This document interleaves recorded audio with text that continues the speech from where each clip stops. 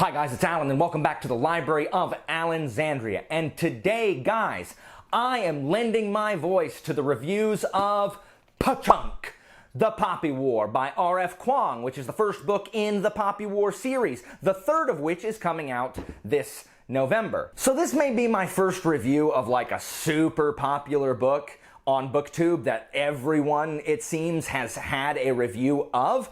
And so when filming this, I have to ask myself, like, do I have anything to add to the conversation? And I don't know. I hope that I'm able to add a different kind of voice. I have some different things to say than some of the other people that have reviewed this book. I have linked 4 reviews that I really liked about this book down below, who all have differing opinions on it. Each of those reviews has kind of a different opinion and likes it to varying degrees and finds it flawed to varying degrees. And so check those out so you can get a really balanced kind of idea of the Poppy War if you haven't read it. Now, if you have read it and you're coming to see some kind of different insight, I hope that I can offer that for you here.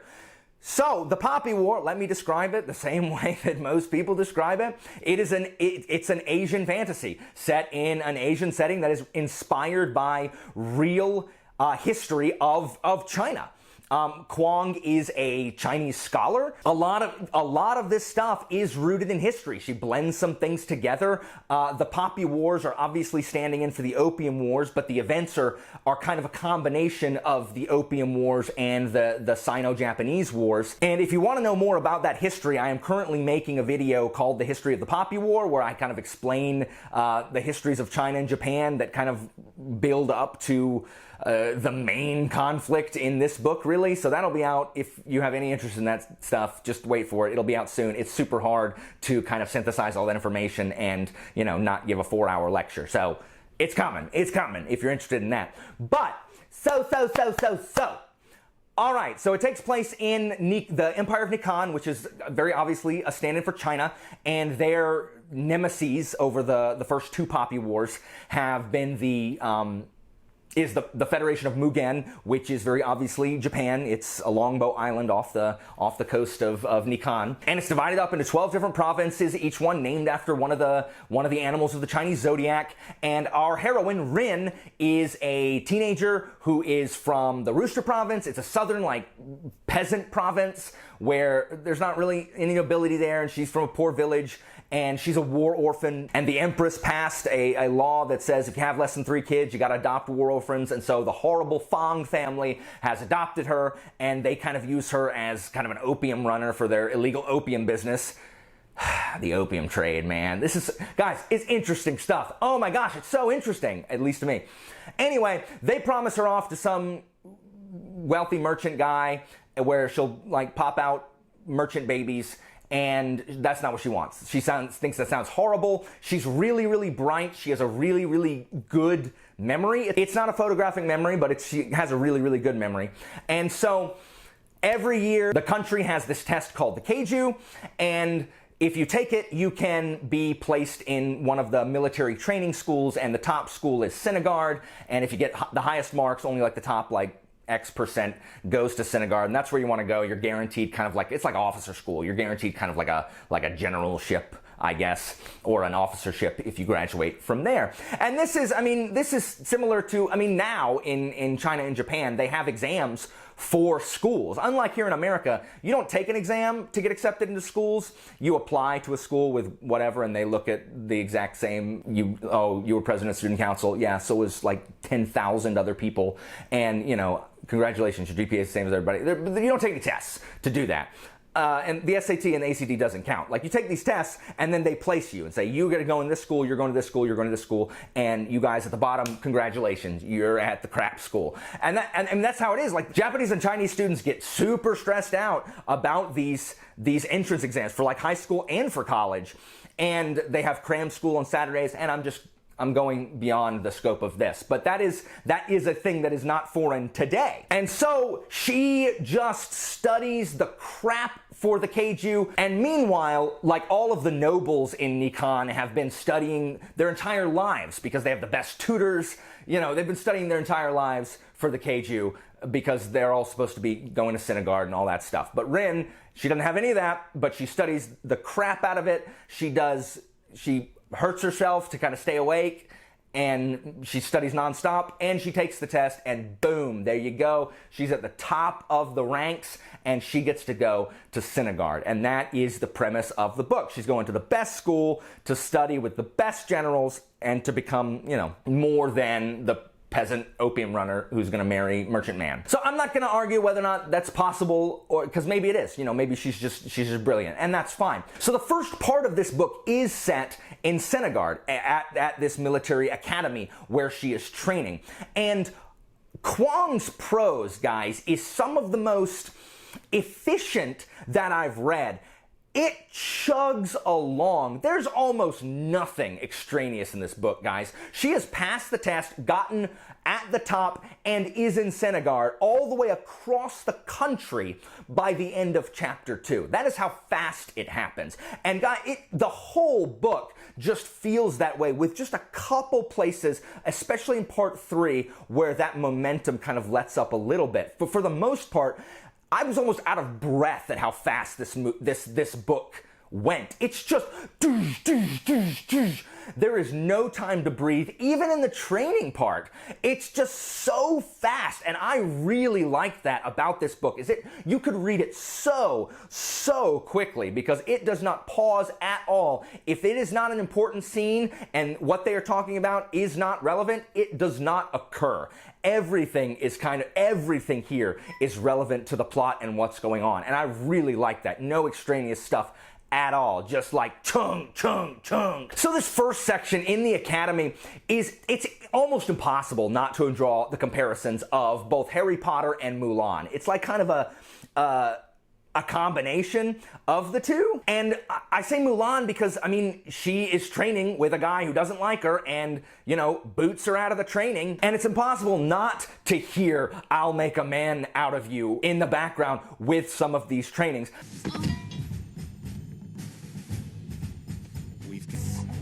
Now, I get that part of that is because most of us this is like our only experience in media of the Chinese military, because most of us haven't read Three Kingdoms and, even Outlaws in the Marsh, which isn't really the military, but this is probably a lot of our first experience at seeing Chinese-inspired fantasy. And so, that's naturally where our mind's going to go to. But the parallels kind of fit, because you combine that with Harry Potter, you can't really avoid that comparison, because they're in a school. You've got Chinese Draco, who hates her for no other reason than she's poor and ill-born. You've got the one teacher that's a combination of Chinese Snape and Lucius Malfoy, who's the teacher that hates her for no reason, again, other than she's poor-born, and is just hateful to her and super mean and does everything he can to stand in her way. And there's also some kind of parallels here with one of the teachers. Reminds me a ton of Eladin from Name of the Wind, if you've read that. The teacher that's like not all there and everyone thinks is a huge joke because he,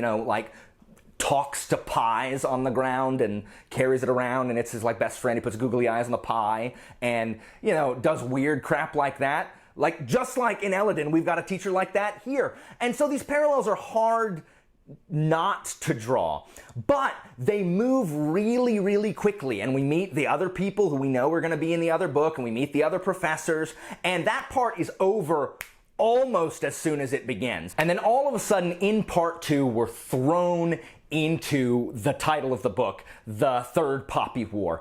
And it happens like that, guys. And that's part of the problem in what some of the issues that people have, is that there's this massive tonal shift, and it happens really quickly. You go from the schooling part that everybody's familiar with, all of a sudden to this really gritty, gory, horrible war. And I didn't really have a problem with that, because I thought the school was dark enough. People are mean. It's not Harry Potter in tone at all. People are mean and way more horrible than in Harry Potter, and there's just this threat of violence outside. So that didn't feel as tonally jarring as kind of like part 3 of the book did. For me, at least. But I really, really like what Kwong has done here. And she said that she wanted the war to happen fast because that's how it happens, guys. One day you're not at war, boom, then you are. Like, you do not expect violence all the time when it happens. And I love the fact that these guys are terrified.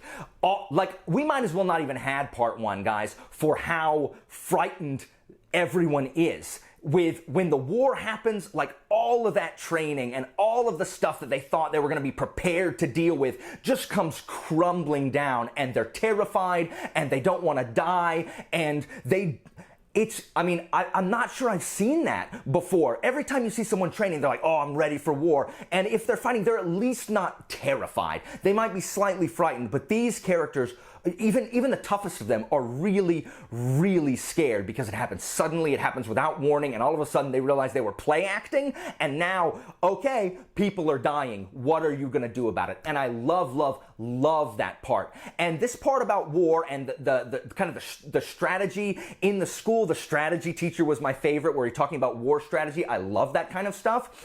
And the war, it just shows it is brutal. There is no holds barred. It shows the cruelty of kind of the Imperial Japanese, because that's who the Federation of Mugen is based on. I mean, some of the battles are based on real battles that were in the Sino-Japanese War, the Battle of Shanghai, the Battle of Nanking or Nanjing. And I like how she shows there's a realistic portrayal of a siege that isn't military, a siege where it's not like there's a huge army right at the gates, like trying to break down the walls with siege engines, but a siege where they're cutting off supply lines, they're starving the people inside, they're slowly taking over pieces of the city, rather than a siege that is just like everyone is funneling at, the one forlorn hope to try to pour into the city and conquer it in one final swoop. And so I really like that, because I read a bunch of books with sieges in it, a bunch, but they're all usually really militarily heavy sieges, and not the slow, starve them out, break down morale of the people around them so they betray and come over to their side. This just long, protracted siege that stretches over weeks and even months. So I loved that in there. And of course, if you've heard anything about Poppy War, there is one chapter in this book that is so horrific and so incredibly challenging to read because of the atrocities that are documented in this chapter, made even worse by the fact that it is based, that nothing that is put into this chapter, none of these atrocities, were taken out of Kwong's mind, and instead were taken out of the annals of history. And it's horrible, and it is incredibly difficult to read. And I do want to say that it was slightly less jarring for me to read than some of my other friends who have read this book. And I'm not saying that to be like, oh, nothing phases me. No, it's disgusting and it's vile and it's really, really hard to read. But my degree was in East Asian politics. And so I studied Chinese and Korean and Japanese history. And so I was aware of this particular battle and that it's based on. And so it's worse in real life. Like, the real thing that happened, she didn't include all the atrocities of the real life battle. And so having seen that, it didn't inure me to it, but I mean, I was not as surprised as people who had, for example, never encountered that before. And, over in the West, we don't really learn about it. I didn't learn about it in school. I didn't learn about it until my major, which were East Asian politics and history classes. I certainly didn't learn it in any Gen Ed class or any history class I'd taken prior to that. And then I studied on my own just beyond that, because it's just a fascinating period that we do not talk about here in the West, really. And I think it's awesome that Kwong is kind of shining a light and shining a new interest on Chinese history. Freaking awesome. What happened is a tragedy and an abomination, and it's called the Forgotten Holocaust. That is not awesome. But the fact that more people are taking note of the fact that that happened is awesome. And so all of this war, just with a couple missteps, goes to a whirlwind conclusion. You can't breathe. It's just so heavy and so oh my gosh, that when it's over, you are just tired. And so that is what that is an overly long explanation of what this book is about. Now, a lot of your enjoyment of this book, I think, hinges on the fact that a lot of people like part one, which is the academic part, and because of that don't like part two as much, and vice versa. And a lot of it may hinge on the fact on whether or not you like the main character, Rin. I do not. I do not like Rin as a person. She's an interesting character, I will give you that. I do not dislike her the way I disliked the one character in my Ashes of the Sun review. I just don't like her as a person. I don't agree with almost any decision she makes. I think that her coping mechanisms are unhealthy. She pushes herself by harming herself, by telling herself that she is worthless. Hatred and rage fuels her. In this first part, she is fueled by fear, a different kind of fear than after the war starts and she's terrified for her life. She is afraid of having this useless life, of having to go back and be this merchant's wife. She is afraid and terrified of failure. She is afraid of being nothing, of being exactly what everyone thinks of her. And that fear has spawned in her this incredible rage where she doesn't really want anybody's help. She's constantly searching for power because she doesn't want to feel that powerless again. And I think we've all been there before where we overcompensate because we don't like feeling powerless. So we're just going to not let anyone in because no one's going to hurt us. No one will ever think we're weak ever again. And this is Rin. And because of this, she makes just bad choices. And because she is lusting for power and she can't let go of her rage, even when it is in her best interest to do so. She can't. She's so angry. And it says a lot about hurt people, guys. She was not loved growing up. Her parents are dead. The Fongs were cruel to her. She was mistreated this entire time she was at synagogue. And she is not going to let anybody treat her that way. And so she's going to, if you get in her way, she's going to destroy you. That's just how it is. She doesn't care. She's going to destroy you. Get out of her way. That's just how that's going to happen. And we see her continually make decisions where you're like, oh, Ren, please don't do that. What are you doing? What are you doing, Ren? Please stop. Her hate is all consuming. All consuming. She is filled with just so much rage. But like most people who make decisions based on a strong emotion, Rin almost immediately regrets all of her decisions. She acts in this just enraged way, and then once her rage dies down just a little bit, because you ain't gonna quell Ren's rage, she's like, oh my gosh, maybe I shouldn't have done that. Maybe I shouldn't have been horrible to this person. Maybe I shouldn't have screamed at this guy. Maybe I shouldn't have killed this person. It's intense. It is just intense. That's all I can say. And I hope you're okay with seeing about how angry people are, because everyone's mad. In this book, everyone is angry. Everyone is enraged. Everyone is screaming. There's so many screams. You get to part 3 and even part 2, there's just screams everywhere. Everyone's screaming. Everyone's enraged. It is an exhausting book. Just exhausting. I mean, have you ever been around someone who's just so mad all the time? There was a time in my life where this was me, and this is how I can speak to this because I know how it was. People are exhausted to be around you. If you are angry all the time, you are tiring.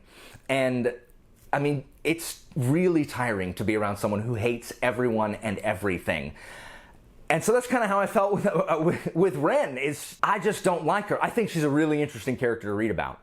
That's fine. Narratively is completely different than whether or not Alan likes her as a human, because I don't. Now, in about the middle section of the book, I think Rin, who is this just really powerful figure at the beginning, who is just certain of what she wants, I think she's a victim of circumstance a lot in the second part of the book, where it just feels like she's being batted around from event to event without any real agency, and she just spends a whole lot of time just being ticked off at everybody rather than doing things. That fixes itself in part 3.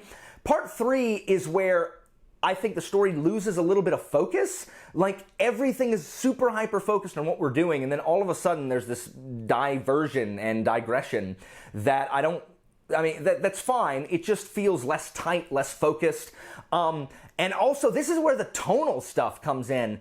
The group, the shaman group, it feels a little X-Men to me, and it just seems super out of place. If you've read the book, you know what I'm talking about. That is where the tone struck me as really weird and different than the rest of the book. And that's fine, but because at the end it finds its focus again, and it is just a whirlwind conclusion, it's over and you're tired, and you immediately want to pick up the next book, as many people in the Shelf Space Book Club did. There are other characters in this that are fine. I mean, Ren is front and center. Some of the other characters, like Kate, we love him, but even Kate, I think, is a little patronizing to Ren, because he's just this kid that's born into wealth, and yeah, he's nice to Ren, but it's still like, yeah, my dad owns a dealership and bought us all this stuff. Yeah, you can come stay at my, awesome rich person's house. And so sometimes even Kate feels like he thinks he's better than Ren. I don't know if any of y'all got that, but I got that as well, even though I love Kate. No, please don't jump on me because I'm talking bad about everyone's boo. But I even got that a little bit, which I think is really good writing on Kwong's part, is showing, kind of exploring a little bit of that class warfare that's going on, even among the people who Ren actually likes. The magic system is based on shamanism and actually using opium to go into trance to try to connect you with the gods. I'm not going to say a ton about that here. Jessie, in her review, gives a really good summary of the magic system and what Kwong says it's based off of. The one thing I do like, in every fantasy book, when you have the power of the gods, that's a blessing. It's a gift from the gods. You have this power, they're giving it to you, and so you worship them. In the Poppy War, the gods are kind of inimical to humans. Like, they don't think about humans at all. Humans are their tools. Humans are the instruments by which the gods exert their will. And that's a bad thing. If you have power from the gods, it's a curse, not a gift, because they bleed you dry and then, you're dead. And that is such an interesting take, because we don't see that. The gods are usually like, oh, you're my servant. In this, it's like, okay, cool. Hey, puppet. Blah. So I thought that was really cool to see gods that are hostile to their followers, as opposed to benevolent towards them. It's even more jarring for me because I grew up in the media that I consume, like some video games and then anime. The four gods of the cardinal directions. I know their Japanese names, I don't know their Chinese names, but you've got Genbu the tortoise, and they say the great tortoise all the time in this book. Genbu the tortoise in the north, and Seiryu the dragon in the east, Byakko the white tiger in the west, and then in the south you've got Suzaku the phoenix. And if you've ever seen Fushigi Yugi, the anime that takes place in ancient China, Suzaku's the good one. Suzaku's the good one. And then in other anime and other video games and other media, the Phoenix is the good guy. That's the good god. So it's so bizarre to see how terrible the Phoenix is in this book. It's terrible. So I thought that was really, really cool. I loved that. I thought it was a just completely unique take, at least from the books that I have read. And of course, Kwong's, she's just depicting a war. She almost feels just like a war journalist. It all feels very, very real. This is one of the more realistic wars I feel that I've read in fantasy. Maybe it's just because I know that it's based on historical stuff, so maybe I'm biased, but it just felt very real, almost clinical at times. Ren wishes the enemy didn't look like her, and what do you say to that? I think that says plenty. She wishes the enemy looked different, because it's certainly easier to turn people in, to dehumanize someone if they don't look exactly like you, right? It really shows all aspects of war, from strategy to supply lines to just multi-pronged assaults to people, dying, to towns being sieged. It's just really, really good. And so I loved this book. I love this book. I think this book does get the coveted so good. This book is so good. However, I found myself I don't get excited about this book as I do with the books you've seen me get excited about, like Senlin or The Greatcoats. And that's not because I didn't like this book, because I do think this book has flaws, yet I still loved it. But I think the reason that I don't get excited about it is, one, I'm tired, because it's just, oh man, it's exhausting. But it's just dark, and none of the characters, and this is really my takeaway from it, and why I can't this doesn't live in the same realm as Senlin and Greatcoats for me, even though I loved it, is the fact that because I don't like Ren, and even the other characters, I did not feel like anybody in this book stands for anything. And maybe I am a naive idealist.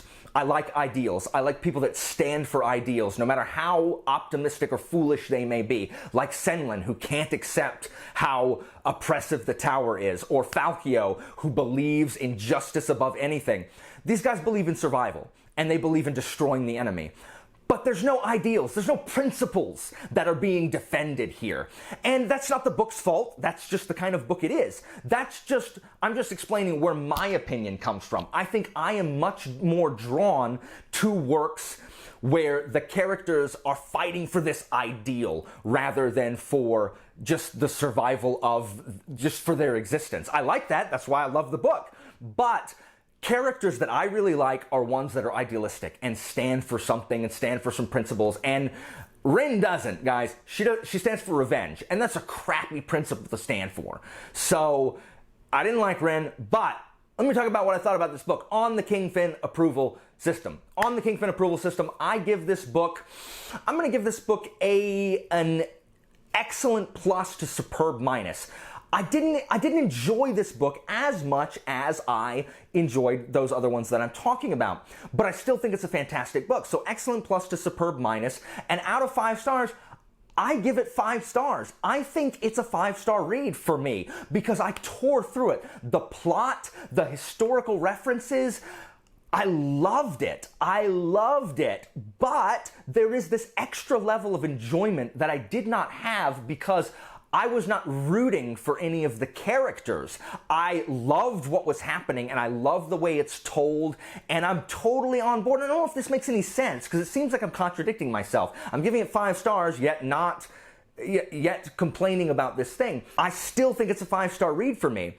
It just didn't have that level of characters that kind of takes it to the upper echelon where I'll be talking about it forever. I'm super excited to read The Dragon Republic and The Burning God and see where it goes. Maybe some of these characters will grow on me a little more, but I think it's a 5-star read, but it's also an excellent plus, superb minus. I hope I was able to add something to the discussion of the Poppy War. I hope this helped you in some way and you gleaned something different, maybe. I am going to have that history of the Poppy War video up at some point, but as always, guys, thanks for watching, and I'll see you next time.